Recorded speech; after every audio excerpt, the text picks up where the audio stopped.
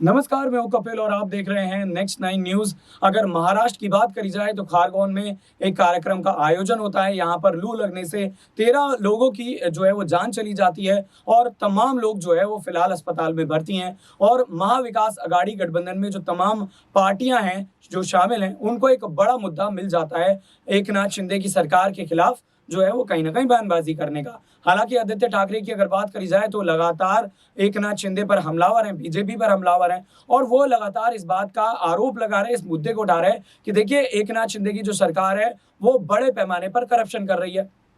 सड़कों की अगर बात करी जाए तो वो काफ़ी बुरी हालत में है और इन सड़कों को कंस्ट्रक्शन करने के लिए जिस कंपनी को ठेका दिया गया है वो एकनाथ शिंदे की है और ये कंपनी जहाँ से बजरी लाती है वो भी एकनाथ शिंदे की है। तो इससे कहीं न कहीं जो लागत है वो बढ़ जाती है। उन्होंने कहा कि जो खारगोन में कार्यक्रम का आयोजन किया गया था उसकी लागत करीबन 25 करोड़ थी। लेकिन 25 करोड़ का ये आयोजन होता है, लेकिन इसमें जनता की सुविधाओं का बिल्कुल भी ध्यान नहीं रखा जाता। लगातार आदित्य ठाकरे जो है वो इस बात को उठा रहे हैं कि जिस जिस रेनोवेशन का काम या फिर कहिए कि सौंदर्यीकरण का काम 40 करोड़ के अंदर हो जाना चाहिए था, एकनाथ शिंदे के गृहनगर में जो सौंदर्यीकरण का काम चल रहा है इसकी लागत लगभग 400 करोड़ है। तो वो ये कह रहे हैं कि देखिए जो एकनाथ शिंदे की सरकार है, जो बीजेपी की सरकार है, वो दरअसल करप्शन कर रही है, महाराष्ट्र में जनता को ठगने का काम कर रही है। आपको बता दें कि जब से एकनाथ शिंदे की सरकार आई है, मुख्यमंत्री के खिलाफ तमाम तरह की चीजें देखने को मिलती हैं। पहले किसान नागपुर से लेकर मुंबई तक मार्च करते हैं, 4-5 दिन जो है वो सड़कों पर रहते हैं, फिर किसी तरीके से एकनाथ शिंदे उन्हें मनाने में कामयाब हो जाते हैं। उसके बाद हम देखते हैं कि ओल्ड पेंशन स्कीम को लेकर तमाम तरह के लगभग 18,000 लोग जो है वो सड़कों पर आ जाते हैं। उन्हें फिर मनाने का काम किया जाता है, कहा जाता है कि एक कमेटी बना दी गई है और इसकी इन मांगों को लेकर जो है वो देखा जाएगा, फिर इस पर कोई फैसला लिया जाएगा। बीते दिनों हम देखते हैं कि खारगोन में क्या होता है। तो एक के बाद एक तमाम तरह के न सिर्फ आरोप लग रहे हैं जो आदित्य ठाकरे लगा रहे हैं, बल्कि उनकी सच्चाई भी सामने आ रही है, यानी कि वो सबूतों के साथ जो है वो इन बातों को रखते हुए नजर आ रहे हैं।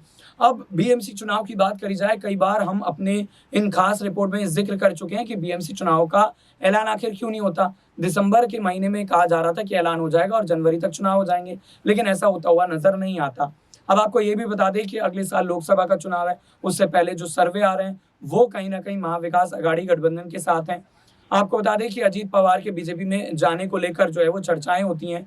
तो ये कहीं ना कहीं देखने को मिल रहा है कि बीजेपी डरी हुई है और इस डर की वजह से लगातार जो है वो जोड़ तोड़ की राजनीति की जा रही है। अब ये कोशिश की जा रही है कि महाविकास अघाड़ी गठबंधन को ही खत्म कर दिया जाए। अगर ऐसा होता है तो कहीं ना कहीं जब गठबंधन ही नहीं रहेगा, उसमें तमाम तरह के पॉलिटिकल लोग नहीं रहेंगे, तो फिर जीत कैसे मिलेगी। तो कहीं ना कहीं जो प्रभुत्व है वो बीजेपी हासिल करना चाहती है, एक छत्र राज करना चाहती है। लेकिन जनता की अगर बात करी जाए तो वो लगातार उद्धव ठाकरे के समर्थन में है और हमारे खास लाइव के जरिए जब हम करते हैं तब भी जनता यही कहती है कि उद्धव ठाकरे को ही शिवसेना मिलनी चाहिए। शिवसेना पर कोर्ट का कोई बड़ा फैसला अभी तक नहीं आया है और महीना भर अब इसको होने वाला है। तो एक बार फिर से ये भी सवाल खड़े हो रहे हैं कि आखिरकार जो सुप्रीम कोर्ट है वो शिवसेना पर फैसला कब और कैसे सुनाएगी। आपको क्या लगता है कि आदित्य ठाकरे जो बातें उठा रहे हैं वाकई में उनमें दम है या फिर सियासी राजनीति में सिर्फ जनता का ध्यान खींचने के लिए ऐसी बातें की जा रही हैं? देखते रहिए नेक्स्ट 9 न्यूज़। नमस्कार।